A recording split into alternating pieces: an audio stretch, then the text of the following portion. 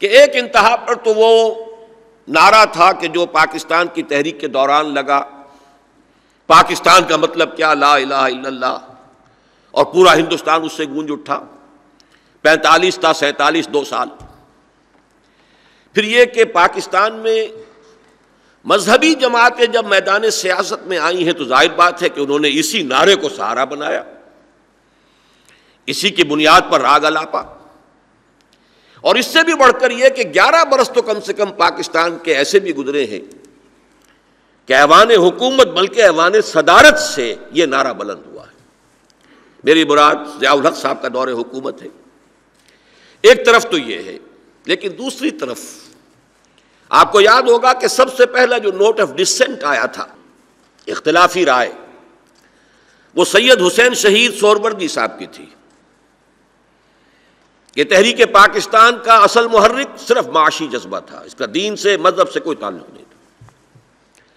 سہروردی صاحب چونکہ اپنی زندگی کے آخری دور میں کچھ کنٹروورشیل شخصیت بن گئے تھے، لہذا انہیں اگر نظر انداز کر بھی دیں تو جناب نور الامین آخری وقت تک مسلم لیگی رہے، پاکستانی رہے، ان کے بارے میں کوئی شک نہیں۔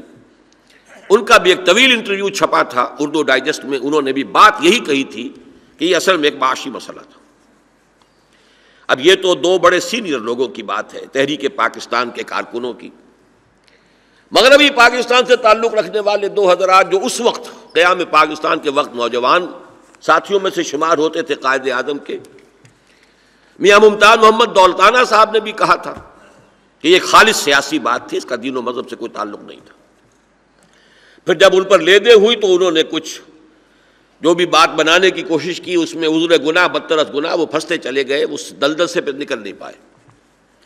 اور ایک صاحب تو آج بھی موجود ہیں بحمداللہ، ان کے نام میں بھی حیات کا لفظ ہے، سردار شوکت حیات خان، اور انہوں نے یہاں تک کہہ دیا کہ یہ جو نعرہ تھا پاکستان کا مطلب کیا، لا الہ الا اللہ، یہ کچھ چھوکروں نے ایجاد کر لیا تھا، یہ کچھ سنجیدہ بات نہیں تھی اور اسلام سے اس کا کوئی تعلق نہیں۔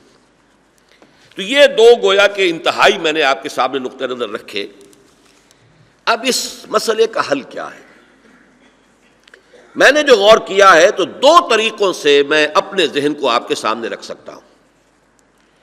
ایک تو اس پہلو سے کہ اس مسئلے کے اصل میں 3 مختلف لیولز ہیں، اگر انہیں گڑبڑ کر دیا جائے تو مسئلہ الجھ جاتا ہے۔ علیحدہ علیحدہ تینوں لیولز کو آئیڈینٹیفائی کر لیا جائے تو بات کھلتی چلی جاتی ہے۔ اور ایک دوسرا انداز بھی ہے، وہ میں بعد میں عرض کروں گا۔ لیکن یہ 3 لیولز جو ہیں، اس کے لیے سب سے پہلے ایک مثال ذہن میں لے آئیے۔ پانی جو اس کرۂ ارضی پر مبدأ حیات ہے، وَجَعَلْنَا مِنَ الْمَاءِ كُلَّ شَيْءٍ حَيٍّ، زندگی کا منبع جو ہے پانی ہے۔ اس پانی کے 3 لیولز ہیں زمین پر۔ گراؤنڈ واٹر، دریا ہے، ندی نالے ہیں، بہہ رہے ہیں، نظر آ رہے ہیں۔ سب سوائل واٹر 30 فٹ 40 فٹ 50 60 70 فٹ آپ ہینڈ پمپ سے نکال لیجئے، کنویں سے نکال لیجئے۔ پھر یہ 300 400 500 600 فٹ نیچے جا کر جو ٹیوب ویل سے پانی نکالا جاتا ہے، نہایت صاف شفاف، اس لیے کہ سب سوائل واٹر میں پولیوشن ہوتی ہے۔ بڑے شہروں میں پینے کے لیے کوشش کی جاتی ہے کہ وہ پانی نکالا جائے۔ اسی طریقے سے اس مسئلے کے 3 لیولز ہیں، علیحدہ علیحدہ آئیڈینٹیفائی کر لیجئے۔ یہ گراؤنڈ واٹر کی طرح، یا یوں کہیے کہ رائٹنگ آن دی وال کی مانند تو مسئلہ یہ ہے کہ پاکستان اسلام کے نام پر بنا،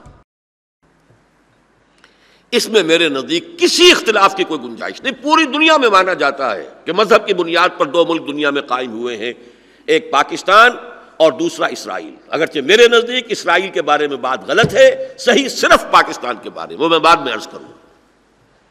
بہرحال میں سمجھتا ہوں کہ اس پر تو ڈھٹائی کے سوا کوئی اور معاملہ ممکن نہیں ہے اختلاف کرنے کا، اس لیے کہ خواہ وہ نعرہ چھوکروں نے ایجاد کیا تھا، خواہ بزرگوں نے کیا ہو، اگر وہ نعرہ نہ لگتا تو سن 46 کے الیکشن میں تمام مسلمانان ہند مسلم لیگ کے جھنڈے تلے ہرگز جمع نہ ہوتے، اور وہ کامیابی اور وہ مینڈیٹ مسلم لیگ کو حاصل نہ ہوتا جس کے نتیجے میں پاکستان وجود میں آیا۔